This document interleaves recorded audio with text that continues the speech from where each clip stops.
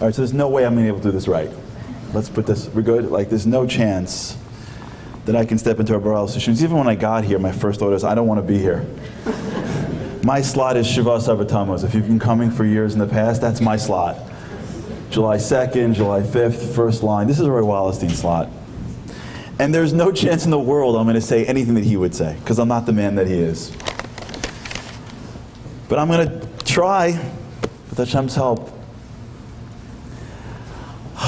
I'm going to try to say what I think he'd want me to say. I've been privileged to have been running around with him long enough to know what he's getting towards sometimes. When you fly around with a man for a week, for years, and you hop here and you hop here in those moments before you get up, you learn a lot about what messages he wants people to hear.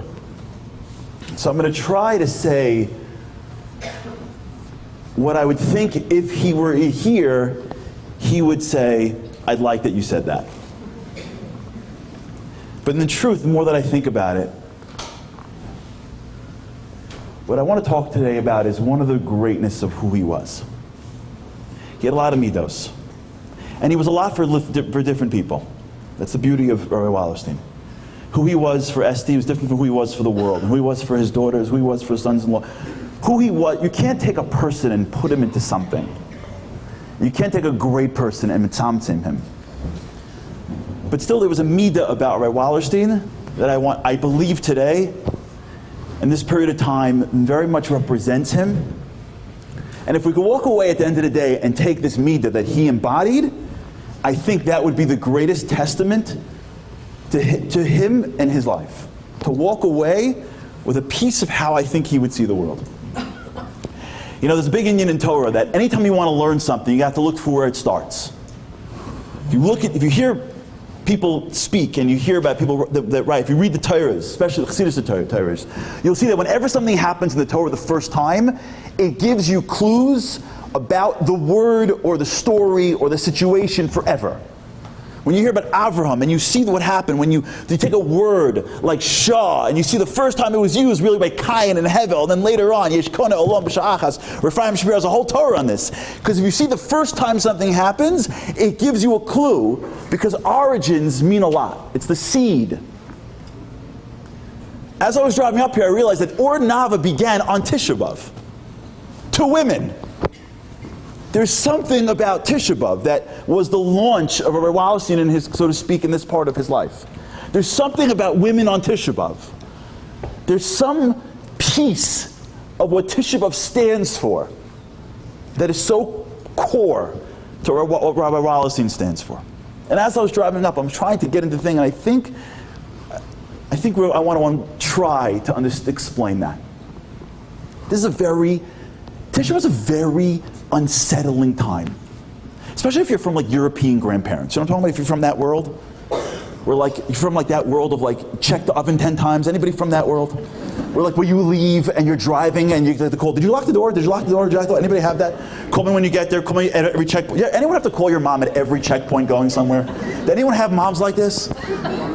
Anyone have grandparents, like my grandparents, who would drop me from school and then an hour later drive back and look inside to see if I was in the school, if nobody kidnapped me? Anybody have this? Anybody come from the psychoness called European grandparents? Anybody from this world?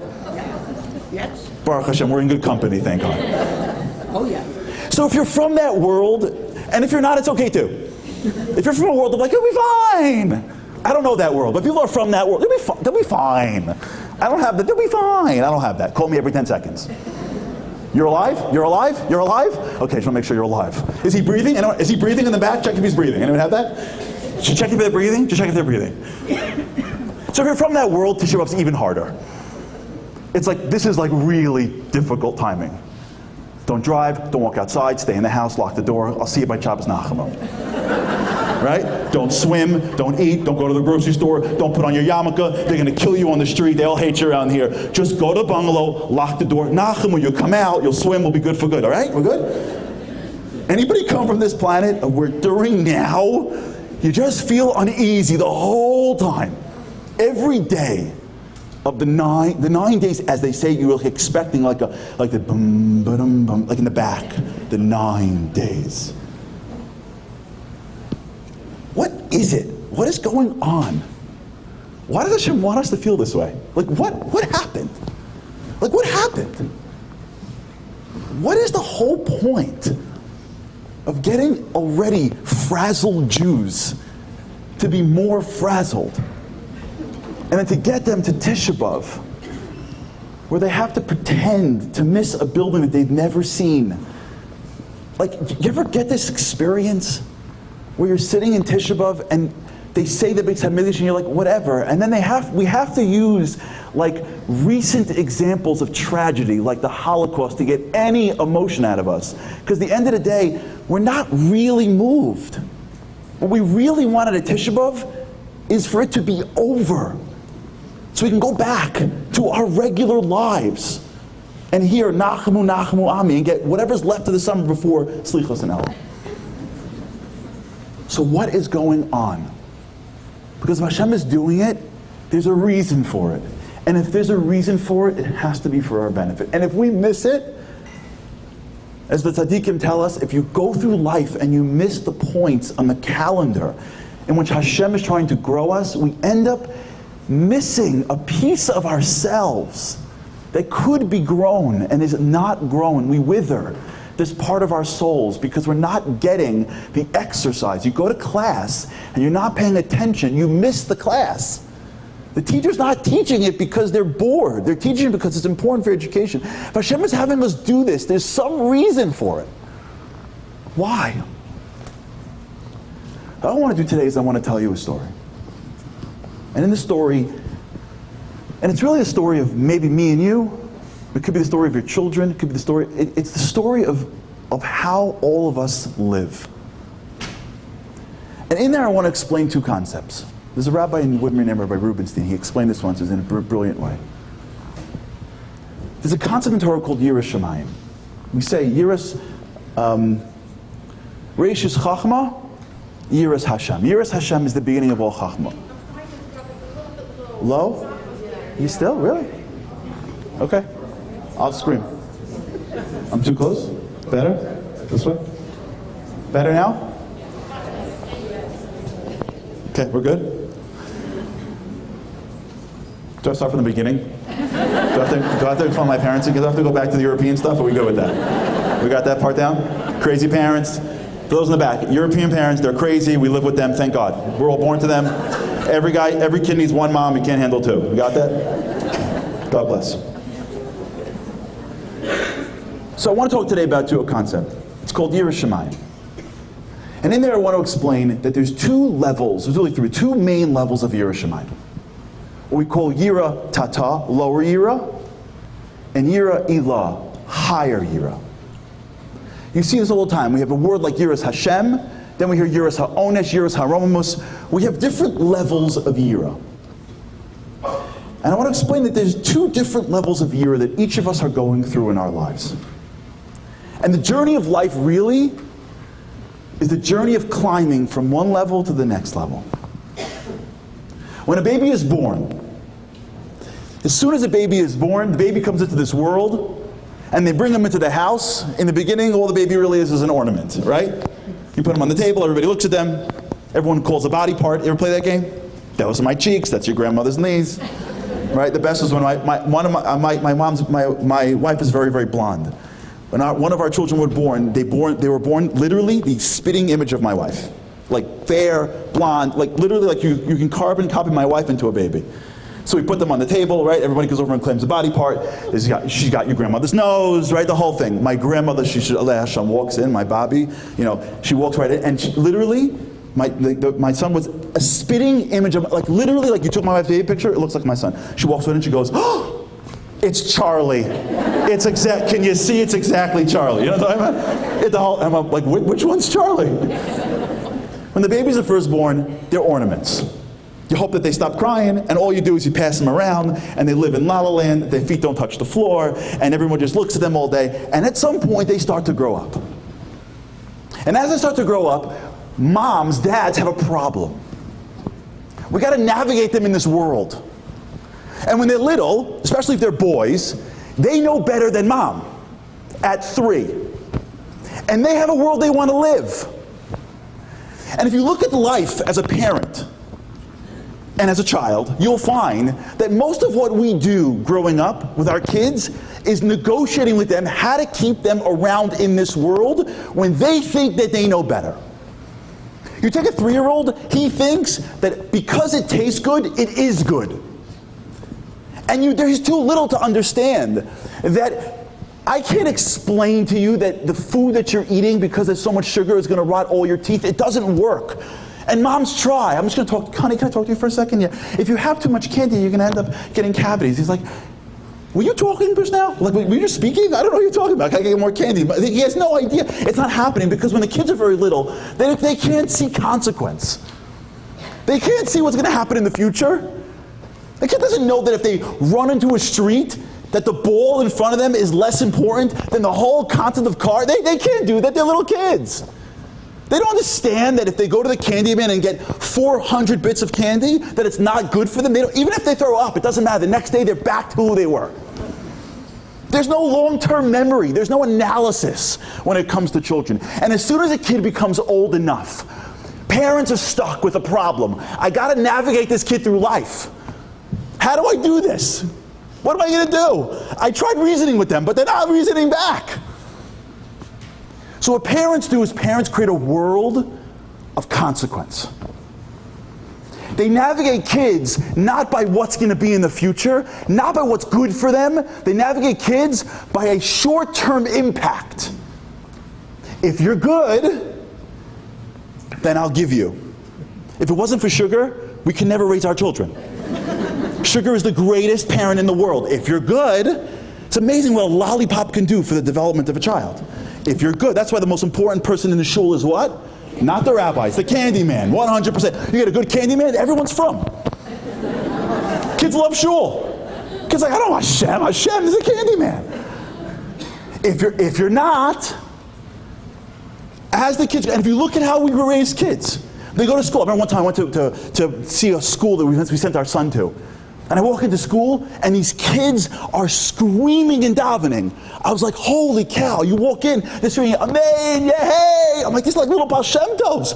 I'm like, I don't believe this school. And all of a sudden I see like the Rabbi walking by, Yehey, Shmei! And he's like I'm like, what are they giving out? Like, he's giving out tickets. I'm like, they're giving out tickets for davening? Yeah. And I go to one of the kids, I'm like, what do you get? He goes, tickets for davening. I'm like, what happens if you get tickets? Like, well, if you get 1,000,000 tickets, you get to go into Rebbe's closet. I'm like, what's in Rebbe's closet? Well, you get to pick a soda can. I'm like, but don't you have like soda in the house? They're like, yeah, I didn't think that far ahead. You know what I'm saying? Like, they're not thinking of davening. Look at how we raise kids. Look at the entire day camp system is based on just tickets and prizes. Everything. Why do we do that for? Because the kids can't think about like what's good or bad. It's about whatever the short-term impact is. It's called raising by consequence. You do something good, you get a good consequence. Do something bad, you get a bad consequence. And if you see how you navigate the world, you're navigating the world to a child who can't see larger than themselves, who thinks that what I am and what I feel is what's right. Kids walk around their lives and they judge the world by what they sense. If my sensory perception is that it tastes good, it must be good. I'm not developed enough to understand that that which tastes good may not be good. That's already a higher level of thinking. And so we don't even get them there. We don't even try. And then they get to school. And even in school is one large consequence. You do these things right, you get a letter at the end of the year next to your name. And if it's a good letter, everyone's proud of you. And if it's a bad letter, everyone's upset at you. And then they bring you into the school and they talk about what's wrong with you. And so kids, especially good kids, they just want people to like them. And if you tell them to take these classes and get these letters, they'll just follow along and take the classes and and if this is important or that's important, it's all just one big world of navigating and growing up through consequence. And if you see the way we raise kids, as they grow up, it's really one large web of, we want you to do something, and we don't think you understand it at its depth. So instead, we're going to give you consequences and allow you to navigate the world based on the consequences, not based on the thing itself. In psychology, this is called exotelic behavior. The goal is it's exterior. You don't do it for itself. You do it for something else. You got to do math homework. Why? Because if you don't do math, you're not getting to this, you're not getting to that, then you won't get to college. You got to do you got to learn your sharashim. Well, my mom, I want to go play, but if you don't learn sharashim, you won't learn how to do mishnayos. Mishnayos won't get you to Gemara. Gemara won't get you to yeshiva. Then your sister will never get married, and the whole family's going to go down. So if you play ball now and don't do your sharashim, do you know what's going to be for our family in the future? Because like, okay, fine, I'll do my sharashim. I don't care about the sharashim. I'm not doing it for itself. That's too complicated. So I'm going to create a whole world of exotelic reasoning, and in that be able to navigate you through. So if you look into the mind of a child, as they navigate through life, what they're living in is the world of fear or excitement of consequence. They navigate life, and what gets them excited is outside the fun that they do. I'm talking about what you want of them. I almost get my prize if I get the checks on my list. If I do my summer homework, I'm going to get a gift card for a Slurpee.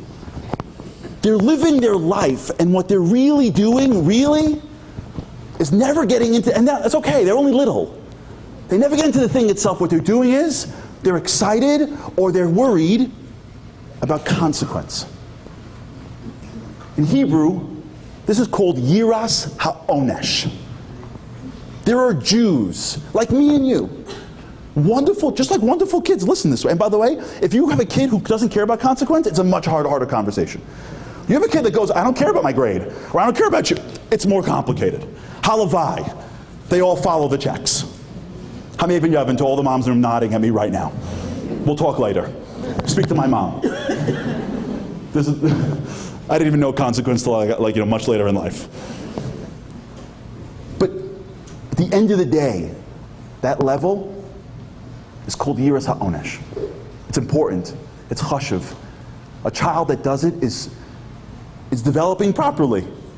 You don't have children that are born that can chop why they're supposed to daven when they're 7. It's crazy to see. 8-year-olds, really, many of them, unless they're like, the Vilna Gaon, are supposed to not be able to sit in davening. That's what happens when you're 8 and you're a boy. You don't sit in davening.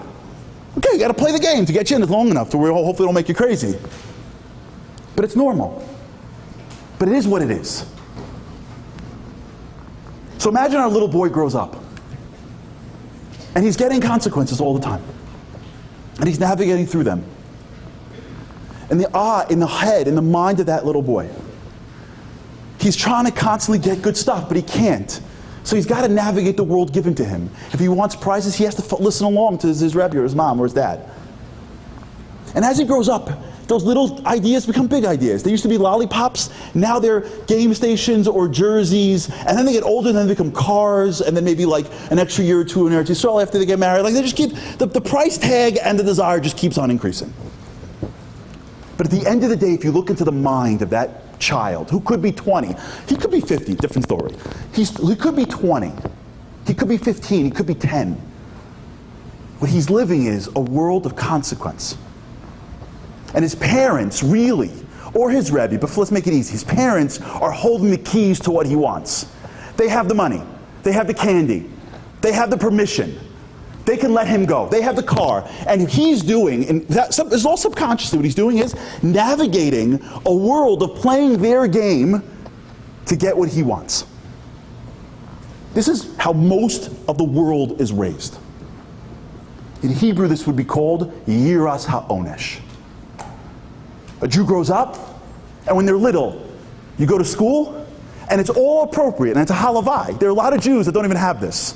So if you have it, that's the development of everybody has this. If you're a Jew who lives in the world of Torah and Halacha, there's a piece of you that lives in the world of Yiras HaOnesh. What that means is, you grow up and somebody tells you, if you do good by Hashem, Hashem will give you good things. And if you do bad by Hashem, Hashem will give you bad things. So don't mess with Hashem. And let me tell you exactly when not to. Yom Kippur, big day. Don't mess with Hashem. August 12th, listen, it's August 12th. If it falls out on Yom Kippur, seriously. Slichos. Each day, and the more you grow up in this world, people are taught, and it's appropriate. There's a system, it's called Schar V'Onesh. And if you listen for it, you'll see it all the time. This person, he wore tzitzis on Shabbos, and he learned Torah, so he got quadruple schar points at Olam Haba. And if you think about what Olam Haba is, in many cases the way we're taught Olam Haba, really what Olam Haba is like when you take your kid. Ever remember when you were taking the kids to like the fair? Anybody ever take the kids to the fair? And you take the kids to the fair and like they have like those big the Ferris wheels, you know what I'm talking about? And they have all these games, and the kids are there and they're having the best time. And as they're having the best time, one of the kids realizes that they can get prizes. You ever see this? They can get prizes. And the minute that happens, everything changes. Now they stop going on the Ferris wheels. Now they're doing is they're going to find the things that give you the most tickets because they want to get prizes, right? And all the cousins are creating these complicated joint venture structures so they all can pool their tickets. And they stop going on Ferris wheels. Now they're playing that dumb game where you like throw the ball at the thing because that gives you the most tickets. And then at the end, finally, there's like a million. They give all their tickets. They bring it up to the counter, right? They give it to the lady, and she's like, 17,000 tickets. It costs like $15,000. 17,000 tickets. You can get a ball. Or a notepad, and then it's a fight. A ball, notepad, I hate you, I want the ball, I want the notepad. Finally they get the ball, right? On the way to the car, he drops the ball in the sewer, right? That's how it works. You see this again and again. What is Olam Haba? Olam Haba is a real thing. I don't know, at the end of time, when we come to Hashem, he's going to have like go, oh, Harari, how are you? Okay, put your credit card in. Okay, get these mini mitzvos. Okay, you'll get the sweet. Relax, you're not going to get the sweet. What is that? What is that? You know what that is? That's schar va'onesh. We're telling kids, I know it's not going to be helpful now. You do work, you're going to get bonus points. You can get candies. You're not going to be able to get your candies till later. And a healthy, normal approach in Yiddishkeit. This is totally normal. If you feel this way, welcome to everybody else. You grow up, and you navigate Judaism, and itself doesn't feel that good. I don't like fasting on Yom Kippur. I don't like not wearing that outfit. I don't like not eating those foods. But I was told, and I believe, that if I do the right things, Hashem will give me the right stuff. And if I don't do the right things, Hashem's not going to be happy, and that's not good. And there's an enormous amount of truth to that. It's true. You do right, Hashem takes care of you. There is schar va'onesh. There is olam haba. But many of us live in a world where that's our relationship to Judaism. If we're honest with ourselves, just for a second here today. If we're really honest, that's the extent of it. Like if I would have to look at my Judaism from 1 to 100, 85, 90% is, I want to do good by Hashem, I want him to be happy, I want to live my life, I want my kids to all get married, I want to have enough money in the house, I need a new kitchen, I'd like to get some extra clothes, but like for the most part, and we're deeper than that, I'm just being a little hyperbolic. But really, really, really, what's governing my day, what's driving my behavior, is a consequence. And in many cases, it's normal, and by the way, in many ways, it's celebrated. That's a great thing. Better that than not. And yours ownership is a big level in life. If you really have schar va'onesh down, it's tremendous. And our little boy that grew up waiting for lollipops, and then ultimately trying to get his game system, and then going to yeshiva and coming back and trying to get the car, that little boy grows up, and he lives in a world of this world right here. Schar va'onesh, and he plays the game as best as possible. But if you really look into his heart, you know who's in the center of the world of schar va'onesh? Him. He's trying to navigate a good life for him and his life. And his parents really are those that are holding back or giving what he needs. And many times, and we're all normal, if we could just be straight, if we could be real for a few minutes, that's how we feel about Hashem. Hashem, you can give me whatever I want. You know you can. I don't know why you're not giving it to me already. I'm doing everything right. I'm doing my job. Where are you? We call this, if you heard this before, Amazon.God. I've ordered it. I paid. You need prayers, skirts, and whatever. I got it. I heard about a great way to get an extra. I heard about the Black Friday sale. 12 Tehillim and do this, and I made challahs. And by the way, it's all real. I'm not taking from it. I just want to grow from it. And if Hashem doesn't deliver for you, you're like, I don't understand. Amazon has Prime. What's taking you so long? It's good, but it's level 1. It's level 1. Level 1 is Hashem stands on top of us. He's the one that gives us stuff. We stand on the bottom. We want stuff. And we know the way we get stuff is either waiting online like the rest of the nations of the world, but we don't want to do that. We're Jews. We always want to go on the easy pass line. We always go around. It's like when you try to explain to somebody, like when you go like on a Delta flight to Israel and you see those stewardesses and you see the fear that goes in their eyes and you walk up and go, good luck. You tell everybody to sit down. Every time you say sit down, everyone who's Jewish is going to stand up. It's how we roll. Because if we would listen, we'd all be in a gas chamber right now. That's not how we do things. We got to listen more, 100%. We want to go back door. So we know the back door. Tehillim, davening.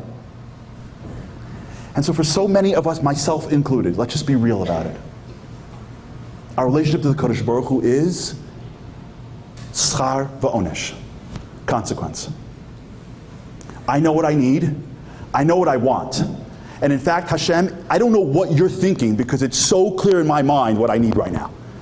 Like, it's crazy to me that you're not giving it to me. Because if you knew what I knew, you'd give it to me. So there's something must be wrong because I got it clear. And you're the one holding it from me. And I got to do whatever I got to do to get it, and I'll do that. Whatever you want me to do. But there's me, and then there's you. And our little protagonist is growing up, this little boy that grows up in our world. And he's realizing that. And he's growing up in the world, and he's getting all this schar va'onesh. And one day this kid, this fake kid that we all have, so to speak, is sitting in his house, and he looks out the window, and he sees some of the smartest men in business go down to his front door. And he looks out his window, and he sees these guys walk up to his door. And he's like, why are the wealthiest guys in the world? Why is Bill Gates here? Why is Mark Zuckerberg here in this fake story? And they open the door, and he goes up to them, and he goes, what are you doing here? And they go, what do you mean am I doing here? Do you know who's here? It's like, yeah, just my dad's in the living room. Why are you here for? And he goes, your father is the most brilliant businessman in the world. Are you kidding me? Nobody in Silicon Valley has been able to move without him. And this boy, who looks at his father as the one who can give him the car, goes, my dad? Get out of here. And the next day, he looks outside the window and he sees the biggest Rabbanim, the Moetzes Gadol HaTorah, show up at his front door. And he looks down and goes, L'chvod HaRabbanim, why are you here? And they go, why are we here? Are you kidding? Every time there's a shiloh, we can't answer. We go ask your father. He goes, my father? You kidding? My dad? And the next day, some of the biggest politicians show up, and he goes, why are you guys here? Why are there presidents from different countries? They go, oh my gosh, anytime there's a diplomatic issue, we go to my father? And in this story, this guy walks down and goes, hey dad? He goes, yes son? He goes, you mind if I hang out with you a little bit? Sure. And this boy starts to trail his dad a little bit. And he starts working for his father. And something amazing happens to his son. In the beginning, he needs stuff from his father. Dad, can I get it? Dad, can I get it? How can I get it? And then over time, he says, hey, Dad, what do you think of this? And he starts realizing that his father, it's not what he can give him. He's actually brilliant. And he asks him another question. He's like, wow. And then one day he walks in and his father is talking to someone on the phone, and he realizes that the whole matzav of stuff that's taking place in the community, it's his father pulling the strings behind the scenes. And he's like, oh my gosh, how did he do that? It was awesome. And the next day he's sitting with his father, and he sees that his father is actually moving the whole world in a way so that it could subtly accept Hashem more. And he's watching his father operate, and he's overwhelmed with his father's brilliance. And he asks him another question, and he hangs out with him more. And before you know it, a day, a week, a month, a year, our little boy, who once saw his parents as the pathway to get what he wanted, wakes up every morning, and the highlight of his day is not when he gets the car. The highlight of his day is when he has breakfast with his father, and he asks him whatever he wants. He goes, Dad, what should I do with this? And what do you think about this? And I was struggling with this. What do you think? The highlight of this boy's day is not whether or not his dad gives him. His highlight of the day is when he was able to drive his father and listen and overhear his father's calls that he makes in the back of the car. And he can't believe half the stuff that he's seeing. And this boy gets married, and he has a kid, and he's got a family. And week after week, month after month, year after year, what he realizes is that whatever business and home and car, whatever his father could give him, it pales into comparison to one thing, and that is his father himself. The highlight of his day, the greatest possession he has in his life is nothing his father could give him, it's his father. Everything he wants in life is just in that, just to spend more time with that man. And as soon as that happens, there's a new year that pops into his mind.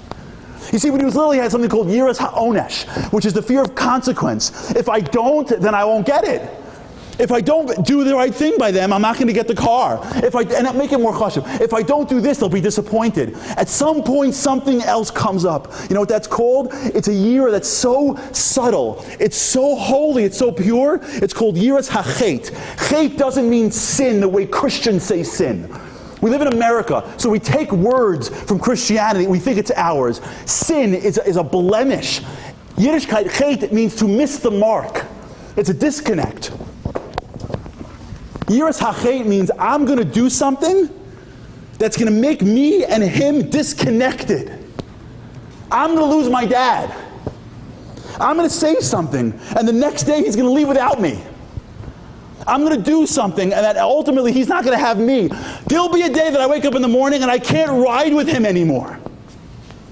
That fear, that feeling, that's not the year that he grew up with. That's not the consequence-based yira. He's not worried about schar v'onesh. His father's not going to not give him something. He's watching his father operate and going, my father has always been giving me stuff. In fact, when I didn't get it when I was younger, it wasn't because I was trying to maneuver for it. He was setting it up the whole time. He was not giving it to me for me. He's so close to his father that he's watching his father thinking, even when I was younger and I was trying to maneuver the thing, are you kidding me? I thought I was playing him. He was playing me.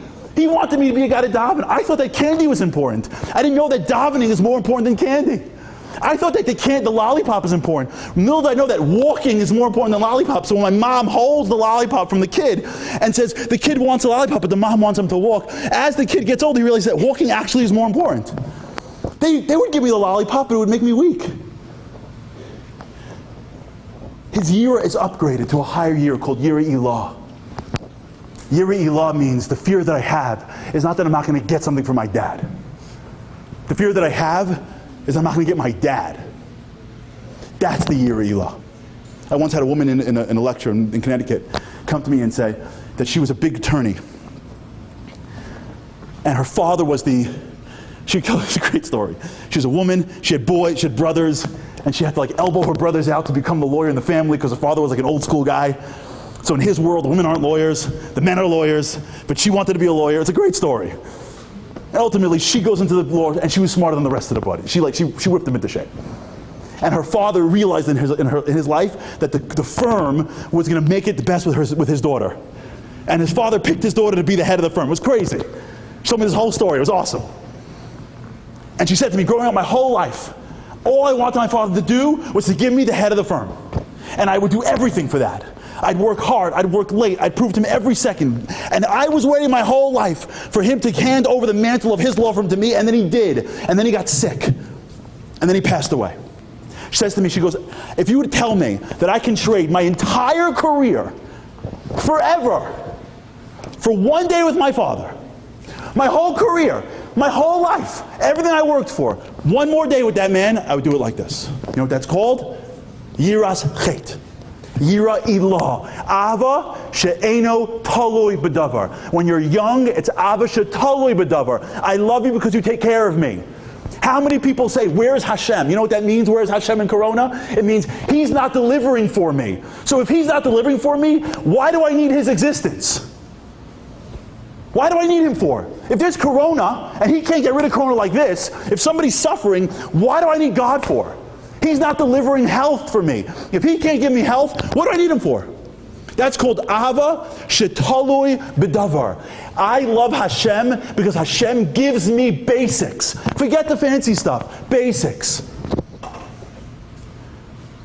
Ava she'enu talib b'davar means I would take my whole life, my whole career, my whole firm, and move it to the side just to be with the man.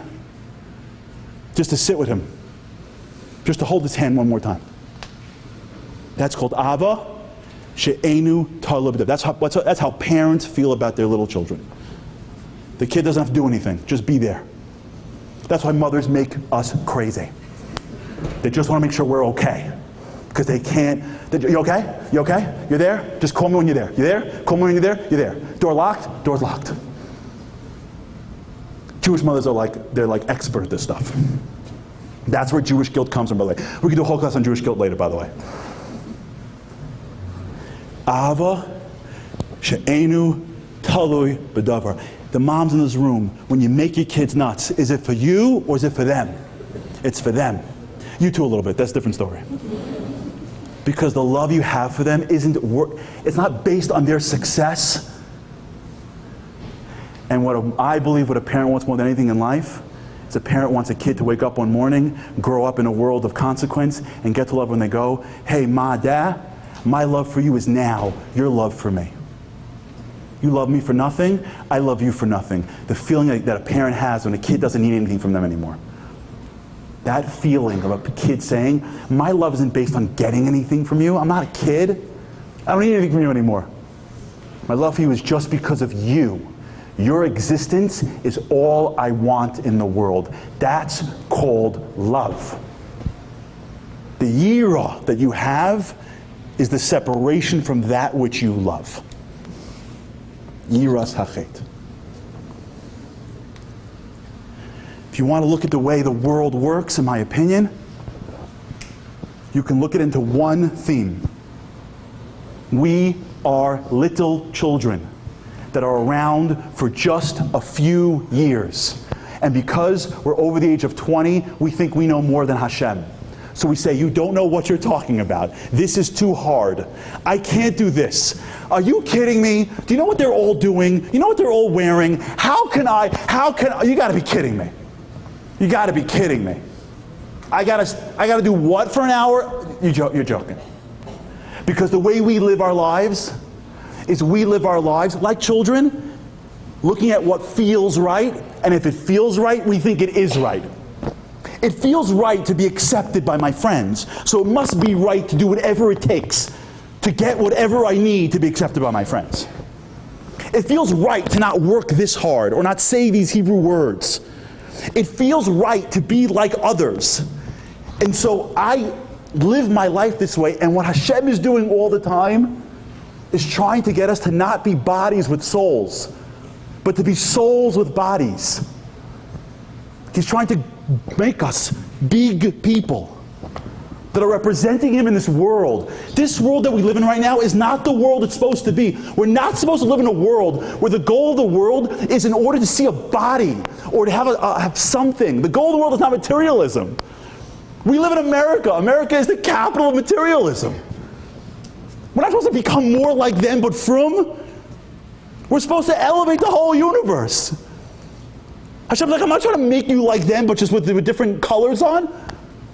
You're supposed to be a different sug ben adam completely. But when we're little, it's hard to explain that to us. We're so little. We're only 50. We're only 70. How old are we? Hashem's infinite. How many years do we have on this world?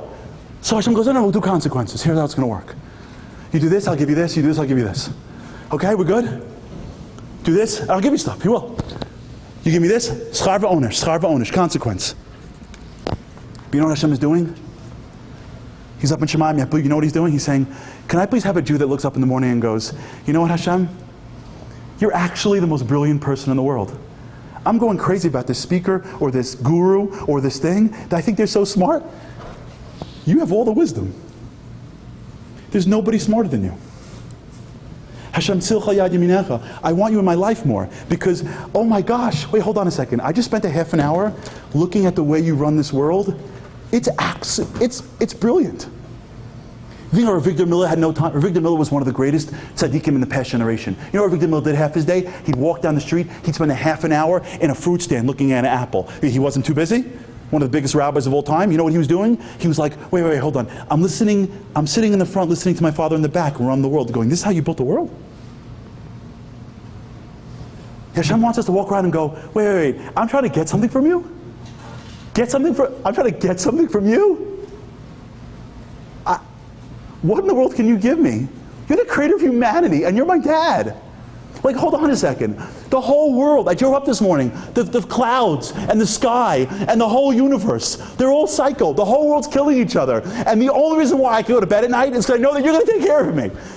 Wait, the whole world's crazy and our little country called Israel is somehow surviving? Wait, the whole world is totally gone and our people walk through Auschwitz and somehow we come into this world, into America, and after 1 or 2 generations, we're like running the place? How is it possible? How does a Jew show up anywhere in the world and go to any shul in the world and be one of their people? You know, sometimes I travel with somebody who's not Jewish. He's like, where are you going? I'm like, to the shul. He's like, why? I'm like, because I know people. He's like, who do you know? We're in like Idaho. I'm like, I know. I walk in. Oh my God, you know somebody? I pull something off the shelf. He's like, how are you connected? I'm like, you don't know what it's like to be us. You know what it's like to be us? A friend of mine lost his wife. You know who came to help him? 2 people. 2 people showed up. Someone got us a tragedy in our community? Where did this come from? Who came up with the system? When did this start? How do we have a nation that stands together, locked arm in arm, take care of each other, beats every opponent? How do we do? We're part of all of this. We turn to Hashem and go, I'm going to need something from you? Like as if you're not giving it to me? I'm davening on Yom Kippur for my kids. They're your kids. You gave me those kids. I'm saying, oh, please Hashem, take care of my children. Please take care of my children. As if like Hashem's like, I don't think so, unless you daven harder. If you don't daven harder, I'm not taking care of your kids. You're like, what, are you kidding me? Hashem's like, are you kidding? Schar v'onesh? You're 50 years old. Schar v'onesh? We're still doing this? What do you have more important than me? I'm your father. I'm everything. Sit in the front of my car, watch the way I run this world. Just stop for a second. Just see the world work. See what we have. See what you have. You don't even realize what you have. Your kids can walk into a supermarket at 6 years old and not eat candy because it's not kosher. Who has strength like this? We have Torah. We have a way to connect to the entire universe. We have Masorah. You see a little kid singing like Yaakov and Esav were 2 brothers. They didn't look alike. Yaakov loved to learn all day and Esav loved to fight. And you're like, I sang that song. There's a Masorah. Who has this? They have the Yankees. We have everything. We're the greatest nation in humanity. And we're like hacking Hashem for something, and we all do it. It's okay. It's okay. It's level 1. Hashem's like, don't live in level 1. Whatever I can give you pales in comparison to me. I can give you me. Because if you want me, you'll have me. And once you have me, what else in the world is going to be as good as me? What more brilliance can you ask for? What in the world can you possibly get than a connection to me? You know who had this? You ever wonder who becomes the, so to speak, the Mashiach? What are the qualities of the Mashiach? We don't know who the current Mashiach is. But we have David HaMelech. What made David so great? He was a big Talmid Chacham. But what was David's secret? What was it? What made David so great?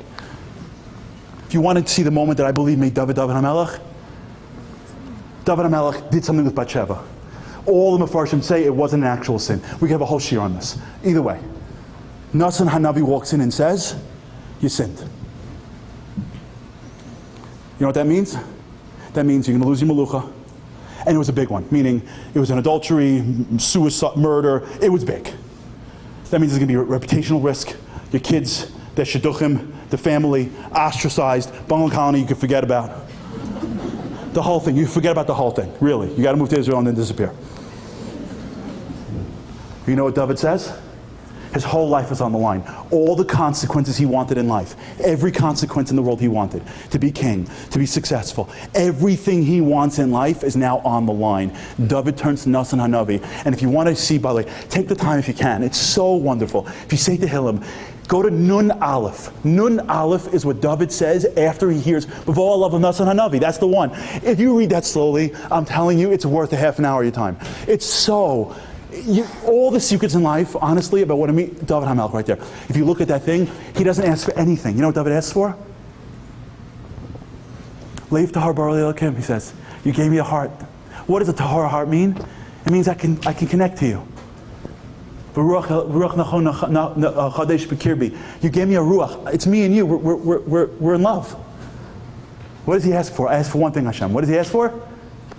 No. You know what that's called? Yiras hached. Don't leave me. No. Take my kingdom. Don't leave me. Do not take you. Don't. The ahava that I have for you is not totally on anything. The yira that I have is called yiras hached. What I'm scared. Of course I have schar v'onesh in my life. Of course I believe Hashem gives me. Of course. That's not a negative. It's the building block. But you know what David says? You know what I care most about? Me and you. Me and you. And by the way, in my humble opinion, I'm a nobody.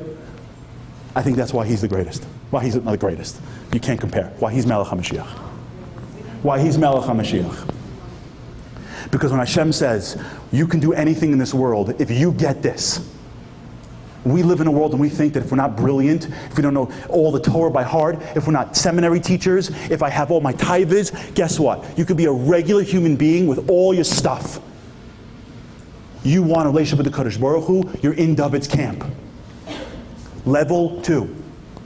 Yiras hached. And if you want to see Gullus, in my opinion, if you look at the story of Klal Yisroel, through the ages, what caused the Gullus? Look closely at the story, you will see the same exact theme. Klal Yisrael comes out of the Midbar, they stand before Kodesh Baruch Hu on Har Sinai. I'm almost done, 2 more minutes, give me a few more minutes, I'm done. On Har Sinai, they stand before the Kodesh Baruch Hu, Moshe comes down, they're serving the Egel. And we think, you know why they get in trouble? Because of the Egel. Guess what? If you look at the Pesukim, you'll see, and I believe it's the Svarno you see, guess what? Moshe knew about the Egel in heaven. We spoke about it this here, a couple of years ago in this room. Because Hashem said, Lech reid kishiches amcha. Hashem said that they're doing the Egel. Moshe comes down with the Egel in his mind. Why does he break the luchos for? Because when he gets closer, he sees something else. Vayar es ha'egel ve'es hamacholos. You know what he sees the Jews doing? Dancing in circles. And he goes, you're dancing? I understand you served the Egel. You thought I was dead. The sun played a trick on you. You're a young nation. You always kept Avodah Zarah. And now I'm lost. You're going to go back to your old ways. I get it. You're dancing. If you're dancing, you know what that means? If you're dancing because your husband's dead, you know what that means? You never want to be married in the first place. Klal Yisrael goes into Canaan. The Meraglim come out. What do the Meraglim say? They don't come to the Kodesh Baruch Hu and go, Hashem, how are we going to take Canaan? We want to go in there so badly. Help me. What do they say? Let's get a new leader. Let's go back to Mitzrayim. Hashem says, you're going back to Mitzrayim? We have a tochacha. After all the tochacha, what does the Kodesh Baruch Hu say? Why am I giving you the tochacha for? Ki tachas asher lo vaz Hashem b'simcha u'tuv leiv. Hashem goes, I just want your heart. You're just going through the motions. You need some. What do you need? A gold coin from heaven? Okay, I got it. Here's your gold coin from heaven. Gnik. How many years are doing this? I want a couple of people to stand up and go, Hashem, I want you. I want you. If I have you, klum, chaser, beves, hamelech. If I have you, I have nothing. I'm not missing anything. If I can understand how you run the world, what am I lacking?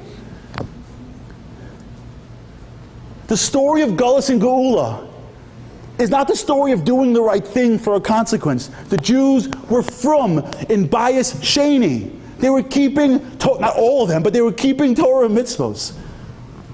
The story of Gullus and Geula is, do you want to be married to Hashem or not?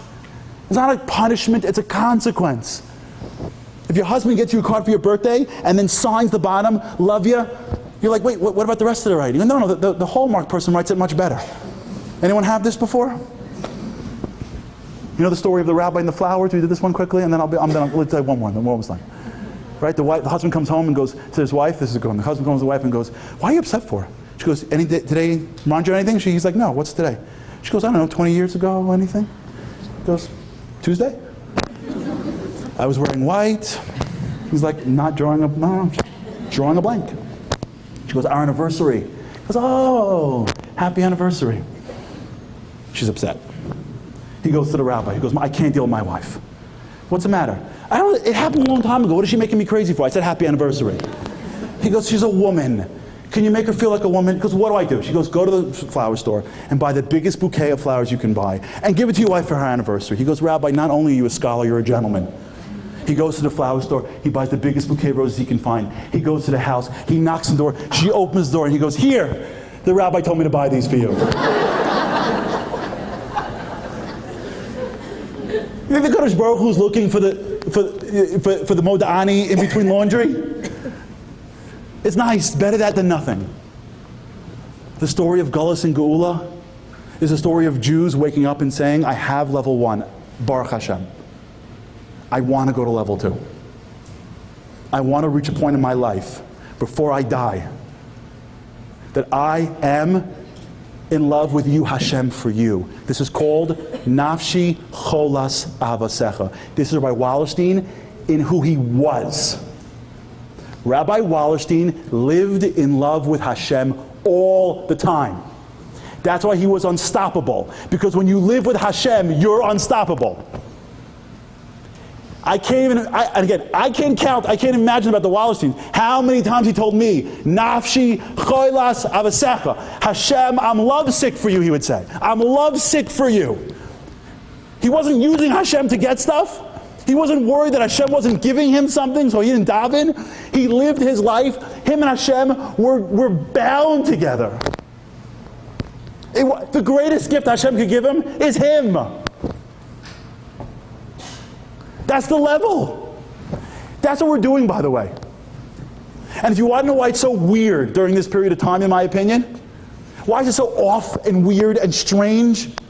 And we feel like a little like, don't go swim and don't drive. You know why? Because I think, you know what's really going on? Hashem is telling you, you know what the anniversary of our separation is? The Tisha B'Av.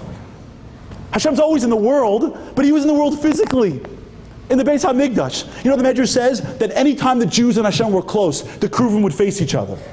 And whenever they weren't close, the Kruvim would go back to back. When the Romans came into the Beis HaMikdash to destroy it, they saw the Kruvim facing each other. And they asked, why are the Kruvim facing each other for? It's when everything is good with Hashem, the Kruvim face each other. And when things are bad, the Kruvim are against each other. It's the destruction of the Beis HaMikdash. Why they face each other? You know what the answer is? Because they were saying goodbye. Hashem was turning to Klal Yisrael and saying, I'm leaving. No, you can always have me, but you're not going to have me like you have me. I'm not going to be with you like I was with you once. I want to say goodbye. Tisha B'Av is that we turn to the Kodesh Baruch Hu and go, I don't want you to go away. I don't want you to leave. This world doesn't work without you. I'm not happy with a bungalow and a dress. I'm not happy with health and happiness. I'm not happy with all the stuff that I want. My aspirations in life is not health, happiness, and stuff. I don't want that anymore. You know what my aspiration in life is? The whole world bows to you. That's my new dream. You know what my aspiration in life is? I want the whole, you think I want to go to Times Square and see the biggest, I want to see Yud Kei Vav Kei on every single billboard. You think I like being in like little circles of Jews? Like you drive through the world and like you go to one little pocket, then you go to this neighborhood, then you eat in this restaurant. You think it's fair to the whole world? You think Hashem, it's fair to him? He makes a whole world and they spit on him? I don't want that anymore. Hashem, I want you here. I'm not going to go with my whole life and be okay with the little crumbs you give me called physical living. I'm not going to be happy anymore until you give me you. Nafshi cholas avasecha. Hashem says, you want to know what life's like without me? Watch during the 9 days. I leave an iota. Hashem pulls back a drop. What's happening in the 9 days? Hashem's going, the mazel, I'm pulling it back. It's not really getting pulled back because Hashem's always here. A little bit, just a little feel Hashem's not with us. Don't go swimming, don't get in the car, don't drive. Because you know what a Jew feels all day? We don't even realize it. We don't even appreciate it. Just the way a kid doesn't appreciate what it's like to be in a house and mommy and daddy put food on the table and the house is cool. You think a kid's like, oh wow, how much was the air conditioning bill this week? You think they think that? They just wake up. You think a kid knows that when you open a fridge, it's not full? It's amazing how kids today, did anyone grow up in a world where grocery stores were not all kosher? Anyone live out of town still? Now, you ever see a kid go in a grocery store? They think that if it's in a grocery store, it's kosher. Because they grew up in a world where everything's kosher. We live in a world and we take Hashem almost for granted. He's always with us. If I need him, I'll just daven. I can always fight Israel and speak to a gadol. 9 days, Hashem goes, really? Really? Watch this. Watch. I'm going to shift it a drop. Not even a lot. Just a little bit. How do you feel now? You're like, whoa, what's going on? What's that feeling? I don't like it. Lock the doors. Hashem goes, you know what that feeling is? Me. Feels good to have me in your life. No? this is not even the half of what you can have. Welcome to Tisha B'Av. You sit on that floor. And by the way, you sit on the floor, you know what you should be thinking? I'm not happy with what is right now. I want more of you, Hashem. I'm not living my whole life, and my aspirations is more consequences from you. You're not Amazon.God. I should have your ownership. It's a big schus, it's a big level. I'm not going to be satisfied with your ownership in my life. I'm done with that.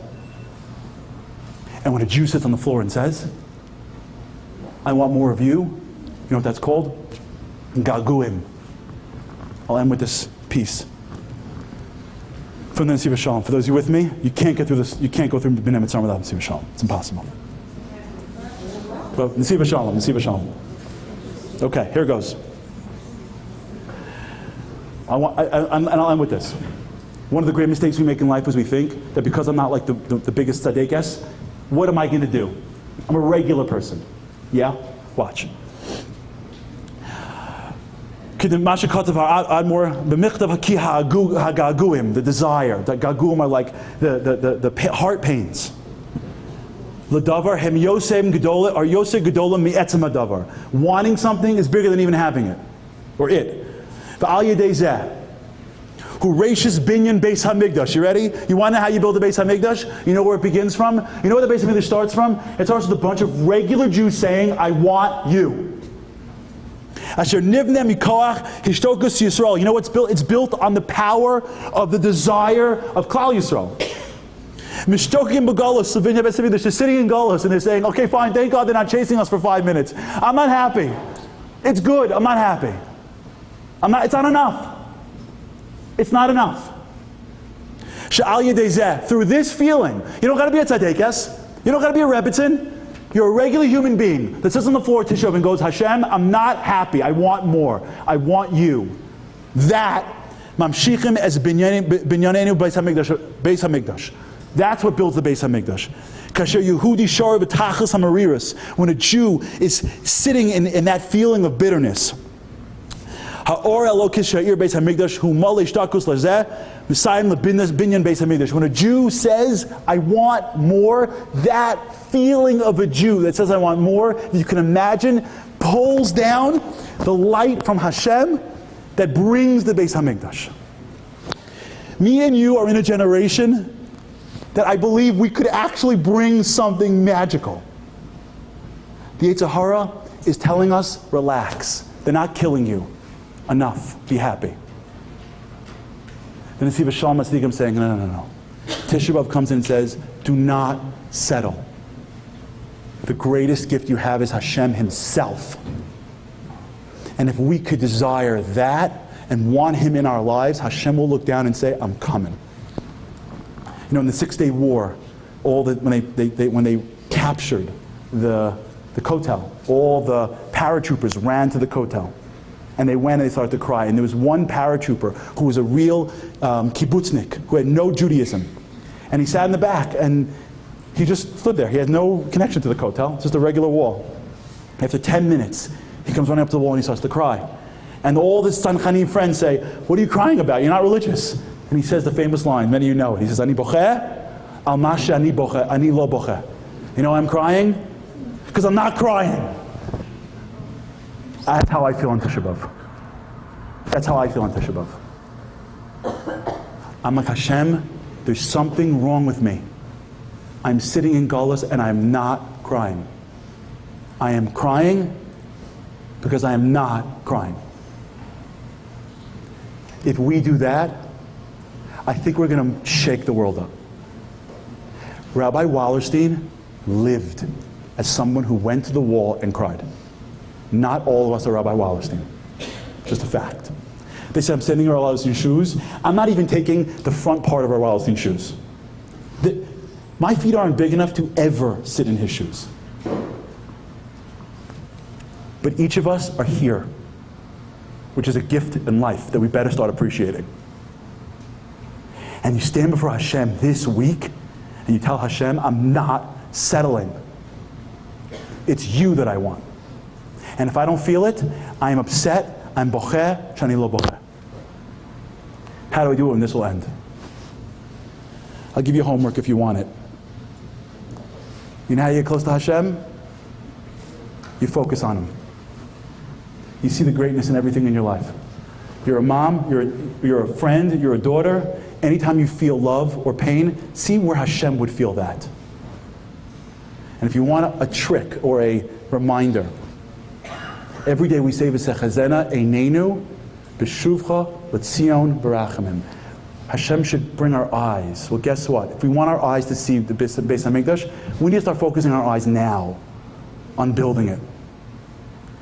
From now until Rosh Hashanah. How long is that?